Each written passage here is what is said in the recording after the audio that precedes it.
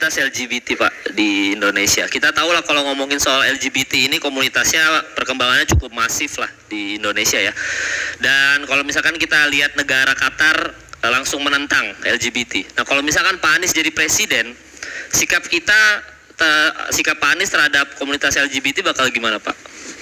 Itu aja sih, cepet aja. Ya gini, jadi kita bukan negara sekuler, tapi juga kita bukan negara berdasarkan satu agama. Kita negara berdasarkan Pancasila. Itu pendekatan nomor satu. Jadi negara ini disusun atas rujukan Pancasila. Dalam negara sekuler tidak ada ruang bagi adopsi nilai agama dalam pengambilan keputusan. Tapi dalam negara yang berdasarkan satu agama, rujukannya pada satu agama. Kalau kita negara Pancasila, satu. Yang kedua, kita menghargai hak asasi manusia. Kita menghormati hak itu. Saya pribadi tidak setuju dengan LGBT. Okay? Dan menurut saya, kami berpandangan itu bukan sesuatu yang sejalan dengan prinsip agama kita. Okay? Lalu, Indonesia adalah negara Pancasila. Dalam negara Pancasila, ada sila pertama, namanya ketuhanan yang Maha Esa. Ketuhanan Maha Esa itu pengambilan keputusan-keputusan kita, salah satunya merujuk kepada agama. Jadi, hak-hak pribadi yang harus dilayani oleh negara tidak boleh ada diskriminasi. Mengurus apapun, kegiatan apapun, itu adalah hak dia. Karena itu adalah hak dia sebagai warga negara. Itu dilakukan. Kemudian, preferensi dia untuk misalnya pernikahan. Pernikahan yang diakui oleh negara adalah pernikahan yang diakui oleh agama. Karena apa? Itu pernikahan adalah proses religius. Proses yang dilakukan secara keagamaan. Lalu negara mencatatkan. Selama agama-agama di Indonesia, ada 6 agama yang diakui, menyatakan tidak menerima LGBT, maka negara juga tidak bisa mengakui.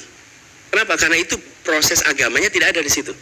Nah, dengan cara seperti itu, hak sebagai warga negara, siapapun itu, kita harus berikan, mengurus KTP, ngurus izin, apapun sama, proteksi, tapi ketika permintaan untuk pernikahan, maka negara tidak bisa berikan karena agama apapun di Indonesia tidak menyetujui LGBT. Gitu jawabnya.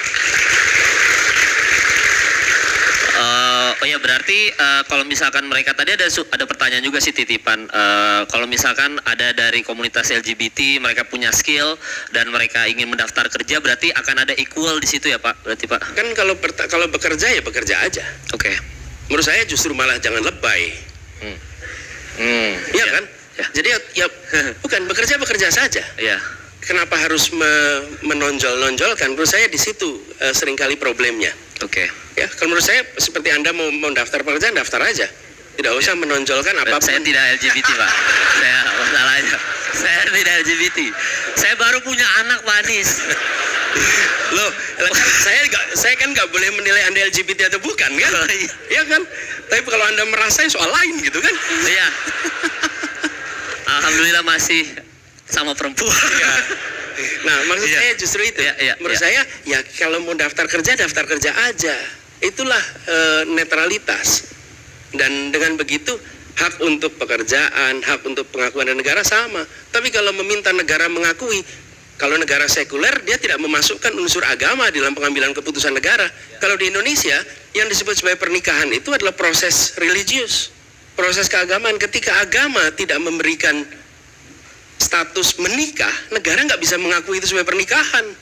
Betul kan? Benar. Dan 6 agama di Indonesia tidak mengakui sebagai pernikahan. Karena itulah kemudian kita juga mengatakan LGBT tidak bisa diakui di Indonesia untuk pernikahan. Sama sekali tidak bisa. Dan itulah harga mati menurut saya sekarang. Ya, oke. Oke. Nah.